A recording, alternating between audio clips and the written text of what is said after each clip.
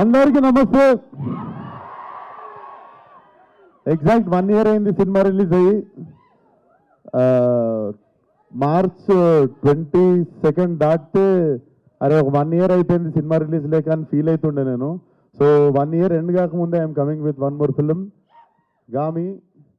So మేము ఇది start చేసినప్పుడు సరిగ్గా నా పేరు కూడా మీకు తెలీదు, అప్పుడు స్టార్ట్ చేసాము. బట్ బలంగా నమ్మింది ఏంటంటే ఒక్క మనిషిని, Vidyadhar. This man had a vision. అది ఎంత క్లియర్ విజన్ ఉండే అంటే, నేను బేసిక్గా నేరేషన్స్ ఏంటా ఈ సినిమా నాకు మనిషిని కలిసినప్పుడే అర్థమైంది నేరేషన్ ఇయ్యలేడని. అంటే చాలామంది ఎగ్జాజరేట్ చేసి చెప్తారు ఏం లేకపోయినా, ఒక నేరేషన్లో చాలా మిస్మానిపులేట్ అవ్వచ్చు మనము. బట్ నాకు అర్థమైంది మనిషి నేరేషన్ ఇయ్యలేడని చెప్పి, ఇంత భగవద్గీత అంత బుక్ తీసుకొని వచ్చాడు నా దగ్గరికి. అండ్ నా ఎదురుగానే టీచర్లా కూర్చుంటే మార్నింగ్ నుండి ఈవినింగ్ వరకు చదివి నేను ఈ సినిమా చేస్తున్నా అని చెప్పినుండే. నాకు అన్ని సినిమాలు ఇచ్చిన కిక్ వేరు. ఇది అంటే నాకు తెలిసి నన్ను, విద్యాని, కార్తిక్ని, ఆర్ట్ డైరెక్టర్ ప్రవళిక అండ్ మన సీజీ టీమ్, మా టీంలో ఉన్న వాళ్ళందరినీ, చాలా చిన్న టీం ఉండే మాది, less than 20 people who believed in this film.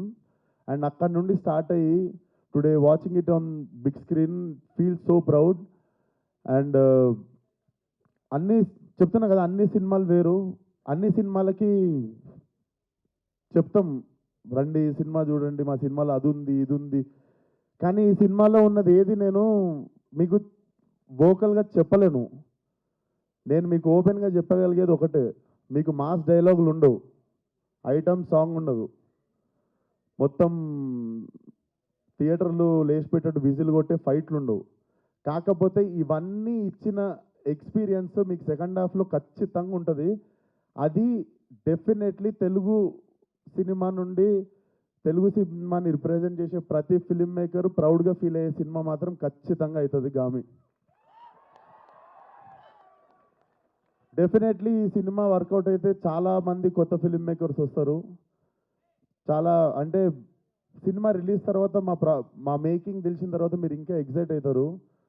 So బేసిక్గా ఒక పని చేద్దామని డిసైడ్ అయిన తర్వాత కారణాలు, ఎక్స్క్యూజెస్ పెట్టుకొని ఇంట్లో కూర్చుంటే సినిమాలు అవ్వవు. He fought for it.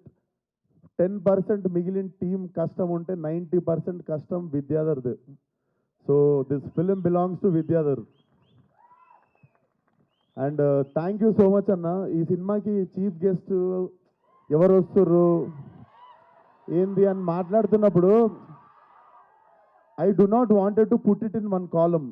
అంటే ఒక పర్టిక్యులర్ పర్సన్ వస్తే ఈ సినిమా ఎట్లా మిస్మానిపులేట్ అయిపోతుందేమో అది ఇది అనుకున్న టైంలో నువ్వు ఆ రోజు ఫర్లక్నామా దాస్ సినిమాకి రాకూడని కారణం ఈరోజు రావాలని అనుకుంటా అన్న, డెస్టినీ.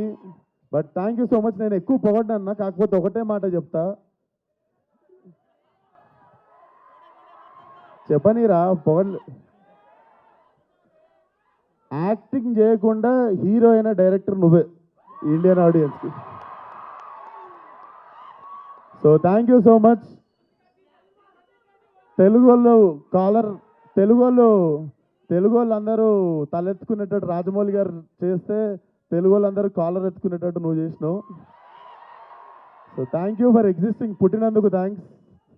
అండ్ వంశీ అన్న, థ్యాంక్ యూ సో మచ్ అన్న. ఈ సినిమాకి మేము స్టార్ట్ చేసినప్పుడు మేమందరం కలిసి చేసుకుంటుంటే ఇంకొక బ్యాక్ బోన్ ఎవరన్నా కావాలి అనుకున్న టైంలో సడన్గా ఒకరోజు ఫోన్ చేసి వంశీ అన్న సినిమా తీసుకుంటానగానే కథ సినిమా రిలీజ్ అయిపోతుందని ఆరామ్ అయిపోయిన ఉండే. Thank you so much for believing in this film అన్న.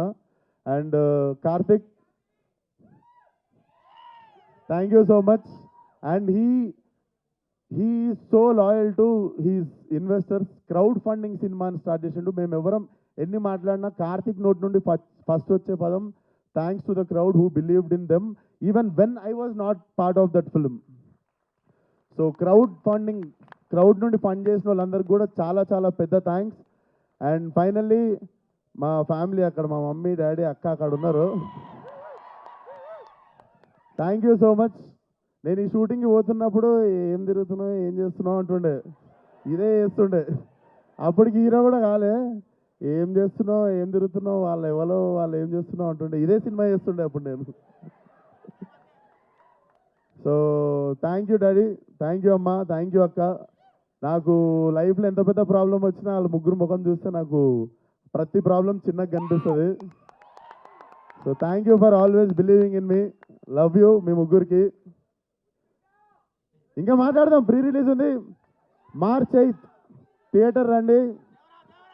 కొత్తగా ర్యాంప్ అవుతుంది. Thank you.